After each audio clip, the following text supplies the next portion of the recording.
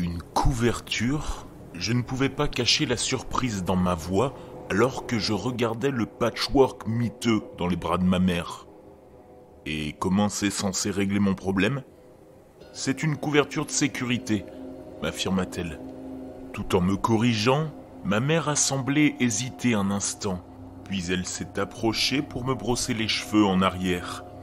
Ses yeux, du même vert que les miens, lançaient des éclairs sur les nouvelles contusions le long de ma mâchoire. Cette couverture appartient à notre famille depuis des générations.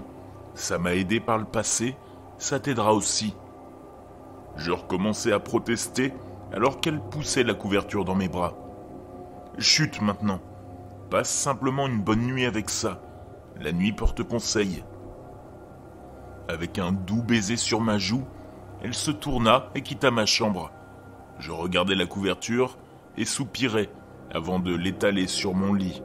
C'était la couette la plus étrange que j'ai jamais vue. Elle était composée de plein de coutures et de patchs différents. Il y avait un carré de beau plaid rouge à côté d'un très vieux morceau de jean délavé. Il y avait même un carré qui ressemblait à une sorte de fourrure et un autre morceau de tissu fleuri fané. Dans un soupir, je suis retombé sur mon lit et j'ai commencé à toucher les différents carrés en ressentant les différentes textures qui composaient cette couverture. La couverture sentait bon au moins, comme une combinaison de ma mère et de lavande. Je suppose que je me sentais plus calme, mais je ne voyais toujours pas comment la nuit améliorerait les choses. Je fermais les yeux et réfléchis à mon problème. Mon problème, c'était Trenton Hodge. Il habitait en bas de la rue, et nous devions tous les deux rentrer à pied le long du même tronçon poussiéreux, isolé à côté de la voie ferrée.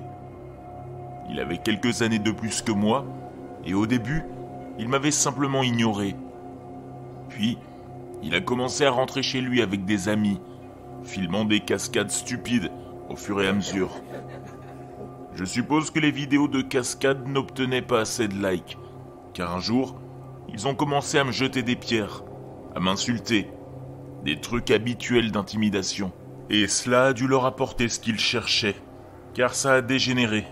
Ils prenaient mon sac à dos, me poussaient par terre et essayaient de m'humilier devant la caméra, de toutes les manières possibles.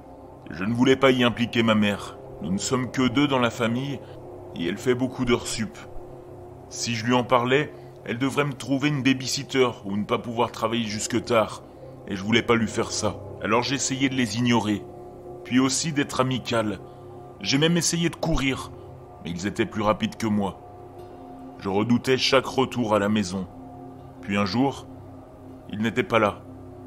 Je me suis précipité le long de la route, ne voulant pas qu'ils me rattrapent. Mon estomac se noua quand j'entendis un petit rire.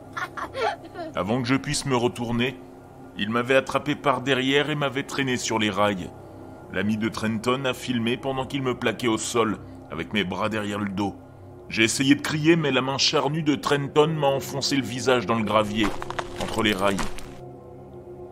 L'ami de Trenton a ri, alors que Trenton prenait la voix d'un méchant, m'épinglant au sol pendant qu'il parlait. « Qu'est-ce que vous faites, les enfants ?» J'ai entendu une voix forte derrière s'exclamer. C'était notre voisin, Monsieur Roberts. Trenton m'a lâché, de faibles excuses sortant de sa bouche, alors qu'il me tirait hors des rails. Nous étions juste en train de déconner avec Triston, n'est-ce pas, Tris? Monsieur Roberts ne l'a pas cru une seconde. Il m'a ramené à la maison et quand ma mère est rentrée, il lui a dit ce qui s'était passé. Elle a appelé l'école, contre ma volonté. J'ai regardé alors qu'elle parlait glacialement au principal, touchant une petite cicatrice sur son front. Elle ne faisait que ça lorsqu'elle était vraiment bouleversée. Le lendemain, j'appris que Trenton et ses amis avaient été virés. J'espérais bêtement que cela les inciterait à me laisser tranquille. Quelques jours ont passé et les bleus sur ma tempe ont commencé à s'estomper. Mais mon repos a été de courte durée. Une fois de retour à l'école, ils sont venus se venger. Les coups qu'ils m'ont donnés étaient horribles, mais le plus effrayant, c'était le regard dans les yeux de Trenton. Comme s'il ne voulait pas s'arrêter. Finalement, ses amis sont intervenus et ont dit que j'en avais eu assez. Le regard dans ses yeux promettait plus à venir. Ils m'ont laissé, effondré sur le bord de la route, acclamant et hurlant comme des vainqueurs, alors que je pleurais de chaudes larmes de honte sur le trottoir. En m'endormant, je frissonnais à nouveau à ce souvenir, et j'ai mis la couette autour de moi, m'enveloppant dedans. Je me suis endormi en pensant à ma mère. J'ai ouvert les yeux, puis j'ai réalisé que je rêvais toujours. Du moins, c'est ce que je pensais. Seulement, ce n'était pas comme un rêve que j'avais fait auparavant. Je flottais au-dessus de mon lit, me regardant, enveloppé lâchement dans la couette. Je me vis marmonner et rouler sur le côté, la couette glissant sur le sol.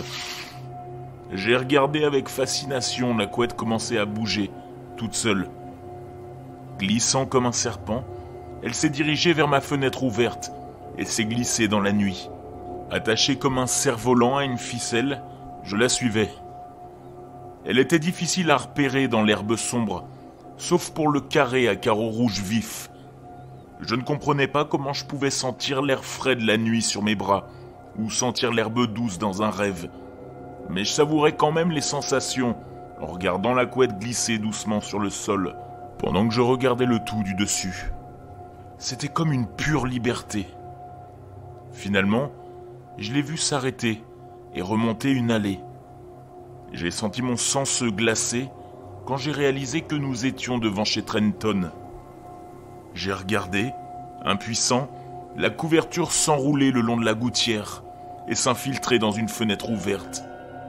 J'ai flotté tout en la suivant, essayant frénétiquement de comprendre comment la faire revenir à l'extérieur.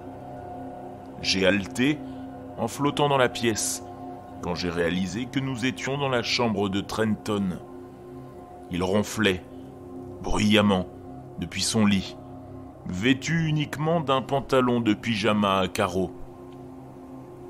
La couette glissa silencieusement sur le lit et se drapa sur Trenton. « Non, non, non, non !» J'ai crié, encore et encore dans ma tête, terrifié qu'il se réveille et ne me voie. Terrifié à l'idée qu'il me fasse encore plus de mal.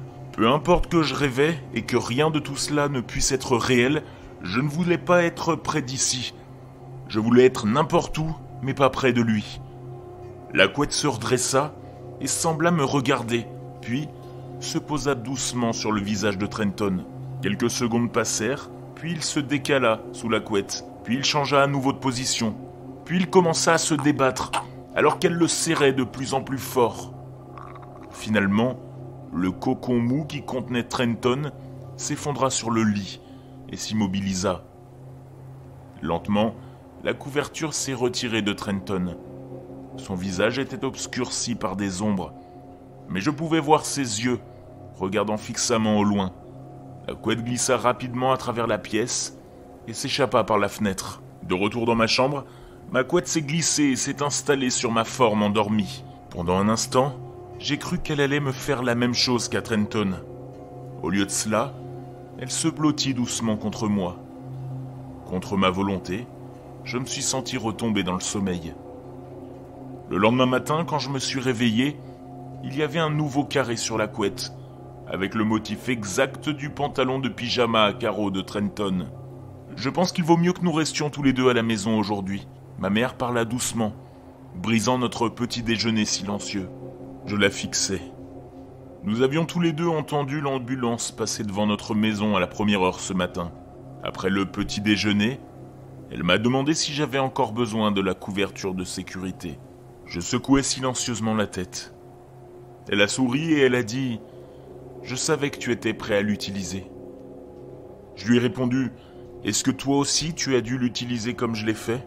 Elle avait l'air d'être sur le point de pleurer et frotta la petite cicatrice sur son front avant de répondre doucement « Juste une fois. » Nous l'avons pliée et transportée dans le coffre du grenier, là où elle l'a rangée. Quand elle a ouvert le coffre, j'ai haleté. À l'intérieur se trouvait une veste avec le même plaid rouge vif que la couette. J'ai tendu la main pour toucher le tissu avec hésitation et j'ai regardé ma mère. Elle m'offrit en retour un sourire triste. Cette veste, elle appartenait à ton père.